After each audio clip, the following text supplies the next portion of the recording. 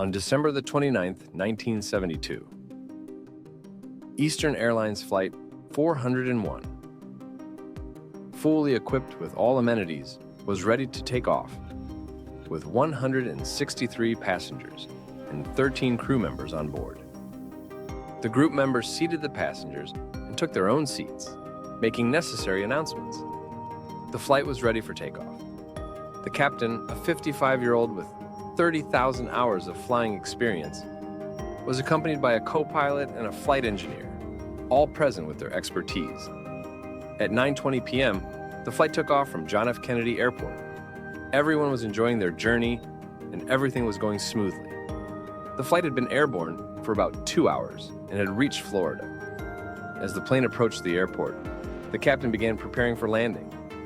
Announcements were made for landing, but little did anyone know that these announcements would never reach their relatives. The flight was close to the airport, and everyone was excited to reach their destination. The co-pilot pressed the lever to deploy the landing gear. The landing gear was supposed to be deployed with the help of this lever, and when deployed, a green indicator light would illuminate on the screen.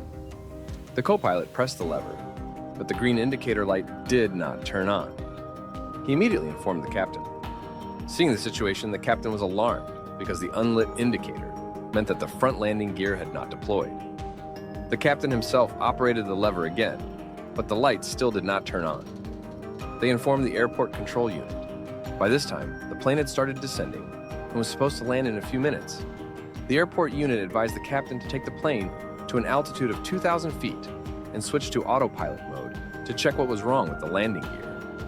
Following the control unit's advice, the captain took the plane to 2,000 feet and switched to autopilot mode. The flight engineer then checked the indicator and suspected it might be faulty.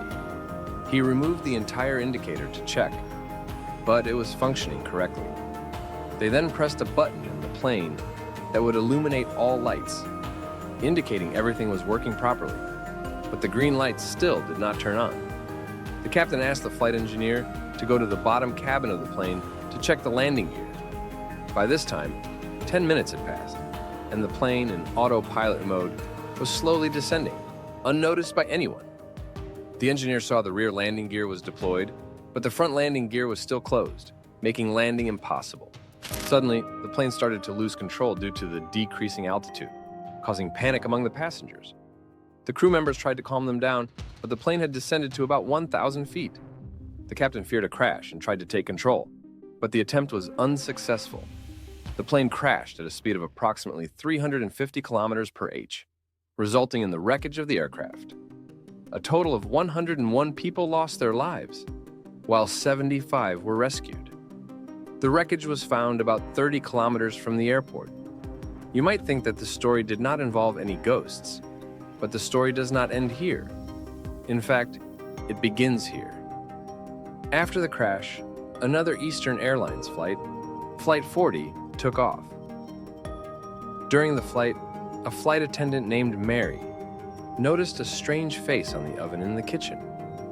It seemed as though the face was trying to say something, but couldn't speak. When she reached out again, the face reappeared, and this time it moved its lips as if trying to warn about a fire. Terrified, Mary ran to the flight engineer and narrated the incident. The engineer, initially thinking it was a joke, went with Mary and saw the same face trying to convey a warning. This time, the face spoke, warning that a fire would soon break out. As soon as it said this, the face disappeared. Confused, Mary recalled what the face had said. The flight engineer recognized the face as that of the flight engineer who had died in the crash of Flight 401. He found the rest of the story unbelievable. Meanwhile, the captain, suspecting an engine issue, turned the flight back to New York. Upon inspection, the engine was found to be faulty, confirming the warning. Later, the plane was flown without passengers, but a fire broke out in the left engine, terrifying the crew. They remembered Mary's warning and realized the accuracy of the ghost's message, preventing another disaster. The investigation revealed that the engine had been faulty, surprising everyone. Thanks to the ghost, many lives were saved. If such ghosts exist, they are much needed in this world. How did you find today's story? Let us know in the comments.